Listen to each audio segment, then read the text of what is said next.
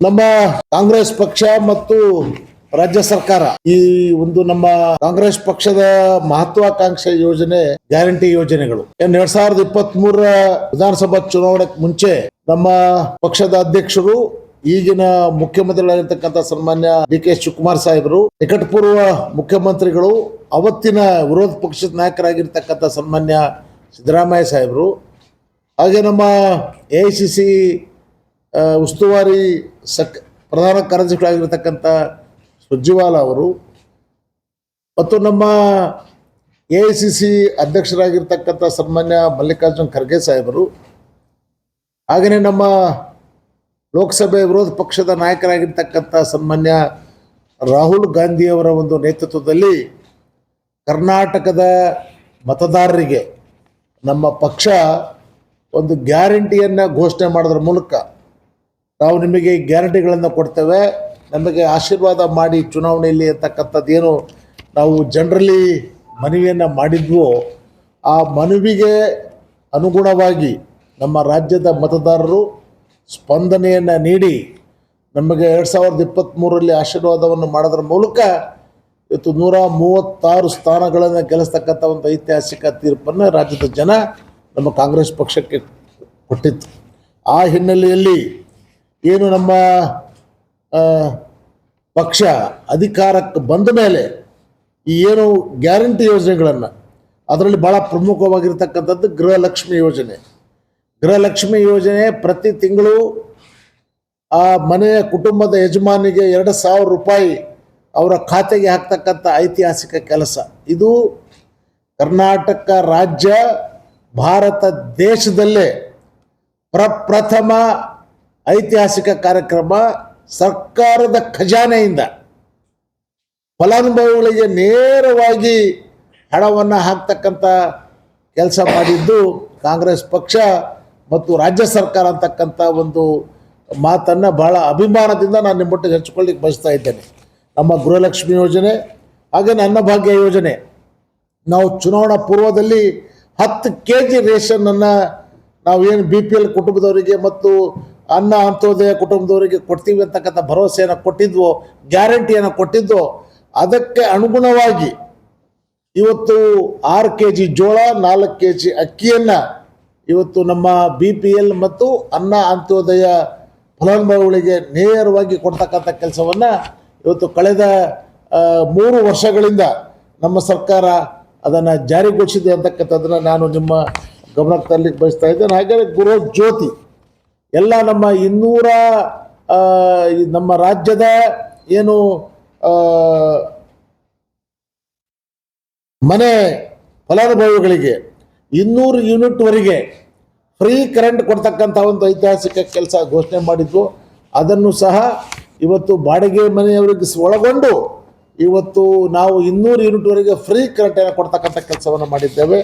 ಹಾಗೆ ಶಕ್ತಿ ಯೋಜನೆ ನಮಗೆ ಗೊತ್ತಿರಾಗಿದ್ದು ಭಾಳ ಪಾಪ್ಯುಲರ್ ಯೋಜನೆ. ಇದು ನಮ್ಮ ರಾಜ್ಯ ದೇಶಕ್ಕೆ ಸೀಮಿತವಾಗಿರದೆ ವಿದೇಶದಲ್ಲೂ ಇದು ಹೆಚ್ಚು ನಮ್ಮ ಗ್ಯಾರಂಟಿಗಳು ಚರ್ಚೆಗೊಳಪಟ್ಟಿದ್ದಾವೆ. ವಿದೇಶಗಳಲ್ಲಿ ಸರ್ಕಾರ ಜನರಿಗೆ ಇವತ್ತು ಗ್ಯಾರಂಟಿಯನ್ನು ಕೊಡೋದ್ರ ಮೂಲಕ ಆರ್ಥಿಕವಾಗಿ ಅವರನ್ನು ಇವತ್ತು ಮುಂದೆ ತರತಕ್ಕಂಥ ಒಂದು ಐತಿಹಾಸಿಕ ಕೆಲಸ ಮಾಡಿದೆ ಅಂತಕ್ಕಂಥದ್ದು ನಮ್ಮ ರಾಜ್ಯ ದೇಶ ಅಷ್ಟೇ ಅಲ್ಲ, ವಿದೇಶಗಳಲ್ಲೂ ಸಹ ಇದಕ್ಕೆ ಮೆಚ್ಚುಗೆ ಇವತ್ತು ವ್ಯಕ್ತ ಆಗಿದೆ. ಕರ್ನಾಟಕ ಕಾಂಗ್ರೆಸ್, ನಮ್ಮ ಕಾಂಗ್ರೆಸ್ ಪಕ್ಷ ಕರ್ನಾಟಕ ರಾಜ್ಯದಲ್ಲಿ ಮಾಡಿರ್ತಕ್ಕಂಥ ಐತಿಹಾಸಿಕ ಗ್ಯಾರಂಟಿ ಶಕ್ತಿ ಯೋಜನೆ ನಮ್ಮ ತಾಯಂದಿರು, ಮಹಿಳೆಯರು, ಮಕ್ಕಳು ಇವತ್ತು ರಾಜ್ಯದ ಉದ್ದಗಲಕ್ಕೂ ಉಚಿತವಾಗಿ ಫ್ರೀಯಾಗಿ ಬಸ್ಸಲ್ಲಿ ಓಡಾಡೋದಕ್ಕೆ ಈ ಶಕ್ತಿ ಯೋಜನೆಯಲ್ಲಿ ಅವಕಾಶವನ್ನು ಕಲ್ಪಿಸ್ತಕ್ಕಂಥ ಕೆಲಸವನ್ನು ಮಾಡಿದ್ದೇವೆ. ಹಾಗೆಯೇ ಯುವ ನಿಧಿ ಏನು ನಮ್ಮ ಸರ್ಕಾರ ಬಂದ ಮೇಲೆ ಯಾರು ಗ್ರ್ಯಾಜುಯೇಟ್ಸ್ ಆಗಿದ್ದಾರೆ ಅವರಿಗೆ 3 ವರ್ಷಗಳ ಕಾಲ 3 years 3 ವರ್ಷಗಳ ಕಾಲ ಗ್ರ್ಯಾಜುಯೇಟ್ಸಿಗೆ 3,000 ರೂಪಾಯಿ, ಡಿಪ್ಲೊಮಾ ಮಾಡೋರಿಗೆ 1,500 ರೂಪಾಯಿ. ಅವರಿಗೆ ಆರ್ಥಿಕವಾಗಿ ಅವರು ತಂದೆ ತಾಯಿಗಳ ಮೇಲೆ ಅವಲಂಬಿತರಾಗಬಾರ್ದು, ಸ್ವಯಂ ಉದ್ಯೋಗಕ್ಕೆ ಅವರು ಮುಂದಾಗೋ 3 ವರ್ಷ ಅವರಿಗೆ ಅವಕಾಶ. ಅವರಿಗೆ ಪ್ರತಿ ತಿಂಗಳು 3,000 ರೂಪಾಯಿ ಮತ್ತು 1,500 ರೂಪಾಯಿಯನ್ನು ಕೊಡಮಾಡ್ತಕ್ಕಂಥ ಕೆಲಸವನ್ನು ಮಾಡ್ತಾ ಇದ್ದೇವೆ. ಒಟ್ಟು ನಮ್ಮ ಬಳ್ಳಾರಿ ಜಿಲ್ಲೆಯಲ್ಲಿ 5 ತಾಲೂಕುಗಳನ್ನು ಒಳಗೊಂಡಂತೆ ಗೃಹಲಕ್ಷ್ಮಿಯಲ್ಲಿ 3,00,000 6,721 ಫಲಾನುಭವಿಗಳು ರಿಜಿಸ್ಟ್ರೇಷನ್ ಮಾಡಿಸ್ಕೊಂಡಿದ್ದಾರೆ. ಅದರ ಪೈಕಿ ನಾವು ಅದರಲ್ಲಿ 2,85,403 ಫಲಾನುಭವಿಗಳು, ಯಾಕಂದರೆ ಇದರಲ್ಲಿ ಕೆಲವರು KYC ಮಾಡಿಕೊಂಡಿಲ್ಲ, ಕೆಲವರು ಸತ್ತು ಹೋಗಿದ್ದಾರೆ, ಇನ್ನು ಕೆಲವರು ಇದು ಏನು ನಮ್ಮ ಯಾವುದು IT ಮತ್ತು GST ವ್ಯಾಪ್ತಿಗೊಳ ಬರೋದ್ರಿಂದ ಅಲ್ಲಿ ಯಾಕಂದರೆ ಅಂಕಿ ಸಂಖ್ಯೆಯಲ್ಲಿ ವ್ಯತ್ಯಾಸ ಆಗಬಾರ್ದು ಅಂತ ನಿಮಗೆ ಅದು ಕ್ಲಾರಿಫಿಕೇಶನ್ ಕೊಡ್ತಾ ಇದ್ದೀನಿ. ಸೊ ಅಲ್ಲಿ 2,85,403 ಜನರಿಗೆ ಪ್ರತಿ ತಿಂಗಳು 2,000ದಂತೆ ಮೇ 26ರವರೆಗೆ 1,713 ಕೋಟಿ ಅನುದಾನವನ್ನು ಅವರಿಗೆ ನಾವು ಪಾವತಿ ಮಾಡಿದ್ದೇವೆ. ಎಷ್ಟು? 1,713 ಕೋಟಿ 7,000 ದುಡ್ಡನ್ನು ಅವರಿಗೆ ಪಾವತಿ ಮಾಡ್ತಕ್ಕಂಥ ಕೆಲಸವನ್ನು ಮಾಡಿದ್ದೇವೆ. ಅನ್ನಭಾಗ್ಯದಲ್ಲಿ 2,98,182 ಫಲಾನುಭವಿಗಳು ನೋಂದಣಿಯಾಗಿದ್ದು ಅವರಿಗೆ ಇಲ್ಲಿವರೆಗೆ 215.20 ಕೋಟಿ ದುಡ್ಡನ್ನು ಭರಿಸ್ತಕ್ಕಂಥ ಕೆಲಸ ಸರ್ಕಾರ ಮಾಡಿದೆ. ಗೃಹ ಜ್ಯೋತಿಯಲ್ಲಿ ನಮ್ಮ ಬಳ್ಳಾರಿ ಜಿಲ್ಲೆಗೆ 2,99,249 ಫಲಾನುಭವಿಗಳು ನೋಂದಣಿಯಾಗಿದ್ದು ಇವರಿಗೆ 509.28 ಕೋಟಿ ಅನುದಾನವನ್ನು ಸರ್ಕಾರ ಅವರಿಗೆ ಭರಿಸ್ತಕ್ಕಂಥ ಅವ್ರ ಪರ ಕೆಲಸವನ್ನು ಮಾಡಿದೆ. ಹಾಗೆಯೇ ಶಕ್ತಿ ಯೋಜನೆಯಲ್ಲಿ 8,02,00,000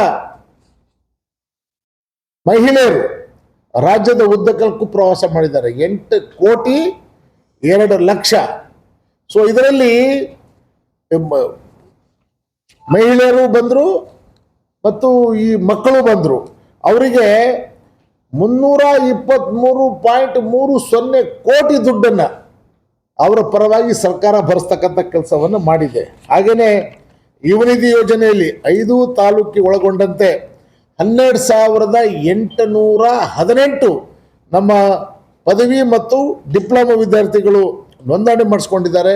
ಅವರಿಗೆ 33.4 ಕೋಟಿ ಹಣವನ್ನು ಅವರ ಖಾತೆಗೆ ಜಮಾ ಮಾಡ್ತಕ್ಕಂಥ ಐತಿಹಾಸಿಕ ಕೆಲಸ ಇವತ್ತು ನಮ್ಮ ಕಾಂಗ್ರೆಸ್ ಸರ್ಕಾರ ಇವತ್ತು ಜನರ ಪರವಾಗಿ ಇದೆ, ಬಡವರ ಪರವಾಗಿ ಇದೆ ಅನ್ನೋದಕ್ಕೆ ನಮ್ಮ ಈ ಜಿಲ್ಲೆಗೆ ಗೃಹಲಕ್ಷ್ಮಿ, ಅನ್ನಭಾಗ್ಯ, ಗೃಹ ಜ್ಯೋತಿ, ಶಕ್ತಿ ಯೋಜನೆ ಮತ್ತು ಯುವ ನಿಧಿ ಯೋಜನೆ ವತಿಯಿಂದ 2,793.89 ಕೋಟಿ ಈ ಜಿಲ್ಲೆಯ ನಮ್ಮ ಬಡವರಿಗೆ, ಈ ಫಲಾನುಭವಿಗಳಿಗೆ ಗ್ಯಾರಂಟಿ ಯೋಜನೆಗಳ ಮೂಲಕ ಕಳೆದ 3 ವರ್ಷಗಳಲ್ಲಿ ನಾವು 2,793.89 ಕೋಟಿ ದುಡ್ಡನ್ನು ಸರ್ಕಾರದ ಖಜಾನೆಯಿಂದ ಅವರಿಗೆ ಭರಿಸೋದ್ರ ಮೂಲಕ ಅವರಿಗೆ ಆರ್ಥಿಕವಾಗಿ ಸಬಲರನ್ನಾಗಿ ಮಾಡೋದಕ್ಕೆ, ಸಮಾಜವನ್ನು ನಿರ್ಮಾಣ ಮಾಡೋದಕ್ಕೆ ನಮ್ಮ ಕಾಂಗ್ರೆಸ್ ಸರ್ಕಾರ ಕಟಿಬದ್ಧವಾಗಿದೆ ಅನ್ನೋದಕ್ಕೆ ಈ ಒಂದು ದೊಡ್ಡ ಮೊತ್ತ ಏನು ನಾವು ಇವತ್ತು ಈ ಜಿಲ್ಲೆಗೆ ಬಿಡುಗಡೆ ಮಾಡಿದ್ದೇವೆ, ಇದೇ ನಮ್ಮ ಮುಂದೆ ಇರ್ತಕ್ಕಂಥ ಸಾಕ್ಷಿ ಅಂತಕ್ಕಂಥದ್ದನ್ನು ನಾನು ತಮ್ಮೊಟ್ಟಿಗೆ ಹಂಚಿಕೊಳ್ಳಿಕ್ಕೆ ಬಯಸ್ತಾ ಇದ್ದೇನೆ.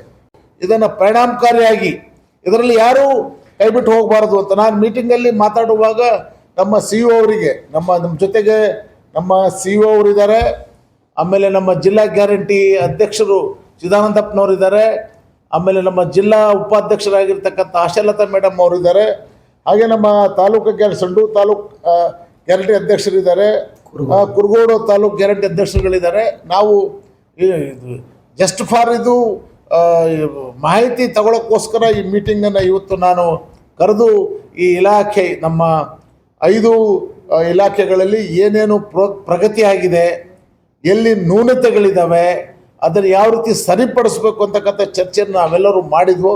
ಭಾಳ ನಮ್ಮ ಬಳ್ಳಾರಿ ಜಿಲ್ಲೆಯಲ್ಲಿ ನಮ್ಮೆಲ್ಲ ಅಧಿಕಾರಿಗಳು ಈ ಸರ್ಕಾರದ ಕಾರ್ಯಕ್ರಮಕ್ಕೆ ಭಾಳ ಉತ್ತಮ ಸ್ಪಂದನೆಯನ್ನು ನೀಡ್ತಾ ಇದ್ದಾರೆ. ನಮ್ಮ CEO ಅವರ ಜುಮೇರ್ ಅವರ ನೇತೃತ್ವದಲ್ಲಿ ಒಳ್ಳೆಯ ಸ್ಪಂದನೆ ಇವತ್ತು ಇಲ್ಲಿ ನಮ್ಮ ಅಧಿಕಾರಿಗಳು ಮಾಡಿದ್ದಾರೆ. ನಾನು ಅವರಿಗೆ, ನಮ್ಮ ಅಧಿಕಾರಿಗಳಿಗೆ ಅಭಿನಂದನೆಗಳನ್ನು ಸಲ್ಲಿಸಲಿಕ್ಕೆ ಬಯಸ್ತಾ ಇದ್ದೇನೆ. ಈ ಒಂದು ಪತ್ರಿಕಾಗೋಷ್ಠಿ ಮೂಲಕ ಇದೇ ರೀತಿ ಇನ್ನೂ ಹೆಚ್ಚು ಪರಿಣಾಮಕಾರಿಯಾಗಿ ಇಲ್ಲಿ ಯಾರಿಗೆ ನಮ್ಮ ಯುವ ನಿಧಿ ಮತ್ತು ಗೃಹಲಕ್ಷ್ಮಿ ಯಾವ ಫಲಾನುಭವಿಗಳು ವಂಚಿತರಾಗಬಾರ್ದು.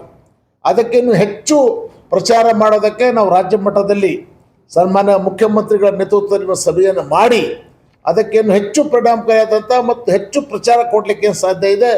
ಅದರ ಕಾರ್ಯಕ್ರಮವನ್ನು ಸಹ ಮುಂದಿನ ದಿನಗಳಲ್ಲಿ ಹಮ್ಮಿಕೊಳ್ತಾ ಇದ್ದೇವೆ. ಗೃಹಲಕ್ಷ್ಮಿಯಲ್ಲಿ ನಿಧನ ಹೊಂದಿದವರಿಗೆ ಇವತ್ತು ಸುಮಾರು ನಮ್ಮ ರಾಜ್ಯದಲ್ಲಿ 117 ಕೋಟಿ ರೂಪಾಯಿ ಇವತ್ತು ಈ ಏನು ತೀರು ಹೋಗಿದ್ದಾರೆ, ಸತ್ತು ಹೋಗಿದ್ದಾರೆ, ಅವರ ದುಡ್ಡು ಆ ಕೆಲವು ಬ್ಯಾಂಕ್ಗಳಲ್ಲಿ ಉಳಿದಿದೆ. ಬಟ್ ನಮ್ಮ ಬಳ್ಳಾರಿ ಜಿಲ್ಲೆಯಲ್ಲಿ ಸುಮಾರು ಎಷ್ಟು ಪದು ಕೊಟ್ಟಿದ್ದಿಲ್ಲ ಫಿಗರು 69 ಲಕ್ಷ ರೂಪಾಯಿ ಏನದು ಇವ್ರದ್ದು ಉಳಿದಿತ್ತು. ಇಂಥ ಅಮೌಂಟ್ ವಾಪಸ್ ಇವತ್ತು ಸರ್ಕಾರಕ್ಕೆ ಹಿಂತಿರಿಸ್ತಕ್ಕಂಥ ಒಂದು ಐತಿಹಾಸಿಕ ಕೆಲಸ ನಮ್ಮ ಬಳ್ಳಾರಿಯವರು ಮಾಡಿದ್ದಾರೆ. ಅದೇ ರೀತಿ ಬೇರೆ ಬೇರೆ ಜಿಲ್ಲೆಗಳಿಗೆಲ್ಲ ಮಾಡ್ತಾ ಇದ್ದಾರೆ. ಅದು ನಾವು ಈಗಾಗಲೇ ಅದನ್ನು ಲೀಡ್ ಬ್ಯಾಂಕ್ನವ್ರಿಗೆ ಕರೆದು, ರಾಜ್ಯ ಮಟ್ಟದ ಲೀಡ್ ಬ್ಯಾಂಕ್ನವ್ರಿಗೆ ಕರೆದು ಅವರಿಗೆ ಸೂಚನೆಯನ್ನು ಕೊಟ್ಟು ಸುಮಾರು 117 ಕೋಟಿಯಲ್ಲಿ ಈಗಾಗಲೇ 27-28 ಕೋಟಿ ಜಮಾ ಆಗಿದೆ. ಇನ್ನು ಉಳಿದ ಹಣವನ್ನು ಕೂಡ ನಾವು ಜಮೆ ಮಾಡಿಸ್ಲಿಕ್ಕೆ ಈಗೆಲ್ಲ ಪ್ರಯತ್ನವನ್ನು ಮಾಡ್ತಾ ಇದ್ದೇವೆ. ಹಾಗೆ ಯಾಕಂದರೆ ನಮ್ಮ ಉದ್ದೇಶ ಏನು ಅಂದರೆ ಗೃಹಲಕ್ಷ್ಮಿ ಇದು ದುರುಪಯೋಗ ಆಗಬಾರ್ದು ಅಂತಕ್ಕಂಥದ್ದು. ಯಾರು ಅರ್ಹ ಫಲಾನುಭವಿ ಇದ್ದಾರೆ ಅವ್ರಿಗೆ ಆ ಸವಲತ್ತು ಸಿಗಬೇಕು. ಸತ್ತಾದಮೇಲೆ ಕೆಲವರು ATM ಕಾರ್ಡನ್ನು ದುರ್ಬಳಕೆ ಮಾಡ್ಕೊಳ್ತಕ್ಕಂಥ ಉದಾಹರಣೆಗಳು ನಮ್ಮ ಮುಂದೆ ಬಂದಿದ್ದಾವೆ, ದೂರುಗಳು. ಸೊ ಅದನ್ನು ಆಧಾರವಾಗಿಟ್ಕೊಂಡು ಅದಕ್ಕೆ ನಾವು ಈಗ ಯಾರು ನಮ್ಮ ಗೃಹಲಕ್ಷ್ಮಿ ಫಲಾನುಭವಿಗಳು ತೀರು ಹೋಗಿರ್ತಾರೆ ಅವರಿಗೆ ಅವತ್ತೇ ನಮ್ಮ ಅಂಗನವಾಡಿ ಟೀಚರ್ಸು, ಆಶಾ ವರ್ಕರ್ಸು, ಜನನ ಮತ್ತು ಮರಣ ನೋಂದಣಿ ಅಧಿಕಾರಿಗಳ ಮೂಲಕ ಮಾಹಿತಿಯನ್ನು ತೆಗೆದು ಅದನ್ನು ಬ್ಲಾಕೇಜ್ ಮಾಡ್ತಕ್ಕಂಥ ಒಂದು ಕೆಲಸ ಮಾಡೋದಕ್ಕೂ ನಾನು ಈಗಾಗಲೇ ನಮ್ಮ ಅಧಿಕಾರಿಗಳಿಗೆ ಸೂಚನೆಯನ್ನು ಕೊಟ್ಟಿದ್ದೇನೆ. ಸೊ ಇದು ನಮ್ಮ ಸರ್ಕಾರದ ಮತ್ತು ಕಾಂಗ್ರೆಸ್ ಪಕ್ಷದ ಇದು ಮಹತ್ವಾಕಾಂಕ್ಷೆ ಯೋಜನೆ.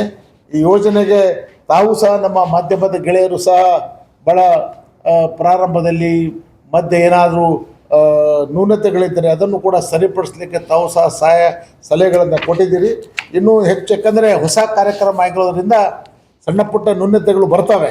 ಅವನ್ನೆಲ್ಲವನ್ನೂ ನಿಮ್ಮೆಲ್ಲರ ಸಹಕಾರದಿಂದ ಅದನ್ನು ಮುಂದಿನ ದಿನಗಳಲ್ಲಿ ಸರಿಪಡಿಸ್ತಕ್ಕಂಥ ಕೆಲಸವನ್ನು ಮಾಡೋಣ ಅಂತಕ್ಕಂಥ ಮಾತನ್ನು ಈ ಸಂದರ್ಭದಲ್ಲಿ ಹೇಳಿ, ಒಟ್ಟು ನಮ್ಮ ಬಳ್ಳಾರಿ ಜಿಲ್ಲೆಯ 5 ತಾಲೂಕುಗಳಿಗೆ 2793.89 ಕೋಟಿ ಅನುದಾನ ಇವತ್ತು ಫಲಾನುಭವಿಗಳಿಗೆ ಅವರಿಗೆ ನೇರವಾಗಿ ಅವರಿಗೆ ನಾವು ನೆರವನ್ನು ಕೊಟ್ಟಿರ್ತಕ್ಕಂಥದ್ದು ಇದೊಂದು ಐತಿಹಾಸಿಕ ಕಾರ್ಯಕ್ರಮ ಅಂತಕ್ಕಂಥ ಮಾತನ್ನು ಹೇಳಿ ನನ್ನ ಪತ್ರಿಕಾಗೋಷ್ಠಿ ಇದಕ್ಕೆ ಮುಕ್ತಾಯ ಮಾಡ್ತೇನೆ. ಬಳ್ಳಾರಿಯ ನಿರಂತರ ಸುದ್ದಿಗಾಗಿ ಬಳ್ಳಾರಿ ಬೆಳಗಾಯಿತು ಚಾನೆಲ್ನ ಸಬ್ಸ್ಕ್ರೈಬ್ ಮಾಡಿ ಹಾಗೂ ಬೆಲ್ ಐಕಾನ್ ಒತ್ತಿ.